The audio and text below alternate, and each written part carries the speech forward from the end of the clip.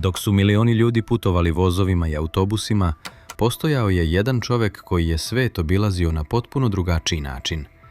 Njegovo ime bilo je Josip Broz Tito, a njegov avion bio je mnogo više od običnog prevoznog sredstva.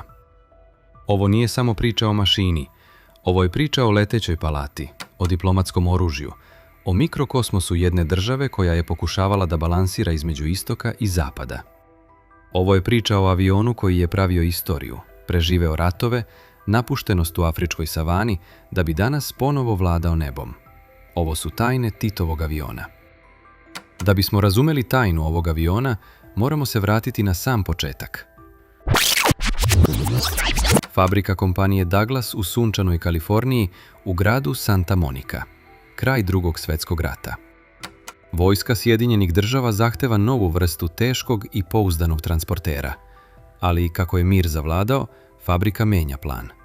Model DC-6 postaje civilni projekat stvoren sa jednim ambicioznim ciljem, da osvoji globalno komercijalno tržište dugolinijskih letova i u potpunosti potuče konkurenciju. To je bio avion koji je stvorio modernu avijaciju i promenio način na koji svet putuje.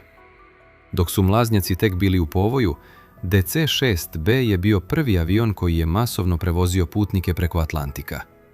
Postao je globalni sinonim za pouzdanost i neverovatan domet. Ipak, do kraja 50. godina, era propelera se polako gasila. Aviokompanije su prelazile na mlazne motore, a proizvodnja modela DC-6 se bližila svom definitivnom kraju. I baš tada, 1958. godine, na scenu stupa Jugoslavija. Država naručuje 2 primjerka. To nisu bili obični avioni. To su bila apsolutno posljednja 2 modela DC-6B koja su ikada sišla sa proizvodne trake pre nego što je fabrika zauvek obustavila njihovu izradu. Nosili su serijske brojeve 45563 i 45564. Prvobitni plan bio je da ih preuzme Jugoslovenski aerotransport, poznatiji kao JAT, za svoje prve velike interkontinentalne rute. Prelet od Sjedinjenih država do Jugoslavije obavljen je krajem oktobra 1958. godine na iscrpljujućoj istorijskoj ruti od Santa Monike preko Njujorka, Gandera u Kanadi, Londona pa sve do Beograda. Taj let je trajao puna 3 dana i obeležio je trenutak kada je Jugoslavija konačno dobila krila sposobna da dosegnu druge kontinente. Jedan od tih aviona, koji je prvobitno dobio civilnu oznaku Y-AFA, ubrzo je hitno prebačen u ratno vazduhoplovstvo. Njegova komercijalna sudbina je obrisana. Njegova nova misija postala je državna tajna. Postao je lični avion Josipa Broza Tita. Tokom svoje vojne službe, ovaj avion je menjao strogo poverljive vojne registracije, noseći oznake 7451, zatim 73101, pa sve do oznake 7511. Jugoslavija 50. godina nalazila se u opasnom diplomatskom procepu. Istok je pretio, zapad je kalkulisao. Tito je vrlo dobro znao da moć ne leži samo u vojsci i tenkovima, već u imidžu, u vrhunskoj diplomatiji. Njemu nije bilo dovoljno da vlada samo na Balkanu. Njegova vizija bio je globalni pokret nesvrstanih. Da bi okupio lidere trećeg sveta, on je morao da dođe do njih, u stilu. Zašto baš DC-6B? Zašto ne sovjetski avioni? Kupovina najprestižnijeg američkog aviona za predsjednika jedne komunističke države bio je majstorski diplomatski potez. To je bila poruka Moskvi da je Jugoslavija potpuno nezavisna, a poruka Vašingtonu da je ravnopravna. Ali pre svega, sovjetska avioindustrija tog vremena jednostavno nije mogla da mu ponudi letelicu koja bi imala takav ogroman domet, takvu bezbednost i takav komfor na interkontinentalnim rutama dugim hiljadama kilometara. Za Tita, ovaj američki Douglas nije bio samo avion. Bila je to ambasada sa krilima, sredstvo kojim je dokazivao snagu države koju je predstavljao. Transformacija komercijalnog putničkog aviona u predsjednički model zahtevala je inženjersko savršenstvo. Dok je standardni DC-6B mogao da primi i preko 100 putnika u gustoj ekonomskoj klasi, Titov avion je bio potpuno ispražnjen do gole oplate i iznova dizajniran. Putnički salon bio je podeljen u nekoliko pažljivo planiranih zona.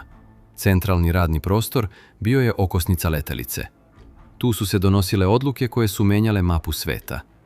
Fotelje od najfinije kože, tapacirani zidovi u toplim bojama i vrhunski sto od punog drveta za kojim su se razvijale diplomatske strategije davali su utisak luksuznog hotela, a ne aviona. U zadnjem, najtišem delu letelice nalazile su se izolovane spavaće prostorije. Tito je na letovima koji su znali da traju i po 20 sati morao biti odmoran, svež i spreman za dočeke i crvene tepihe čim sleti. Ali postojala je jedna stvar po kojoj je ovaj avion bio apsolutno unikatan u celom svetu. Tišina. Pogonila su ga 4 masivna zvezdasta motora. Svaki motor imao je po 18 cilindara.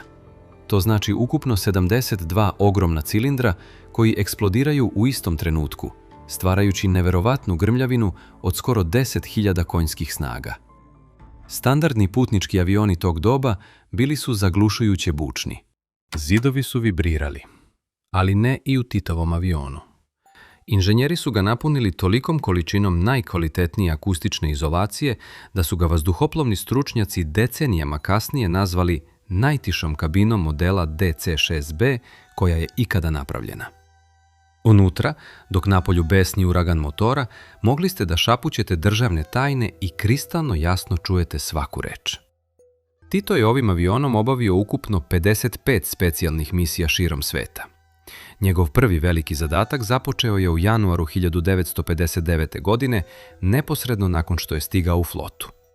Oznaka misije bila je jasna: stvaranje savezništava i širenje uticaja na istoku i u Africi. Avion je poleteo iz hladnog Beograda ka Indiji, gde se Tito sastao sa premijerom Džavaharlalom Nehruom. Nakon uspešnih pregovora, letelica je nastavila svoju epsku turneju, spuštajući se na tlo Etiopije, zatim nastavljajući ka Siriji, pa sve do vrelih aerodroma Sudana, uspostavljajući prve velike veze nesvrstanog sveta. Ove misije bile su neviđeni logistički i navigacioni izazovi. Letelo se preko prostranih teritorija sa slabom ili nikakvom radarskom pokrivenošću. Planirala su se točenja goriva na aerodromima usred pustinja. Pilotirati predsjednika na takvim letovima zahtevalo je čelične živce, savršenu navigaciju po zvezdama i mapama i bezgranično poverenje u tehniku Douglasa. Svaki dolazak Titovog aviona bio je događaj za sebe, dočekivan kao sletanje letelice globalne supersile. Kako je zaista izgledao jedan let u ovoj rezidenciji na visini od 7000 metara? To nikada nije bilo obično putovanje. Bila je to potpuno funkcionalna, mobilna država u oblacima. Posadu je činila isključivo elita, najbolji piloti koje je Jugoslavija u tom trenutku imala. Ljudi koji su prošli najrigoroznije bezbednosne i psihološke provere. Koliko je posada bila povezana sa avionom i samim Titom, najbolje svedoči jedan neverovatan detalj. Za njegov 73. rođendan, maja 1965. godine, upravo posada ovog Douglasa poklonila je Titu unikatnu, ručno rađenu metalnu maketu njihovog aviona sa posebnom posvetom, kao znak apsolutne odanosti. Zajedno sa Titom putovao je uski krug najpoverljivijih saradnika. Obezbeđenje je bilo diskretno, ali uvek prisutno u svakom uglu. Tokom leta, dok bi letelica mirno sekla vazdušne struje, unutra bi se krojila istorija.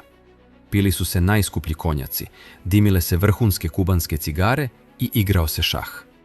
A Tito je obožavao letenje. Voleo je osjećaj kontrole, slobode i širine koje nebo pruža. Dok su mnogi svetski lideri gledali na prekookeanske letove kao na naporan posao, on je u njima istinski uživao.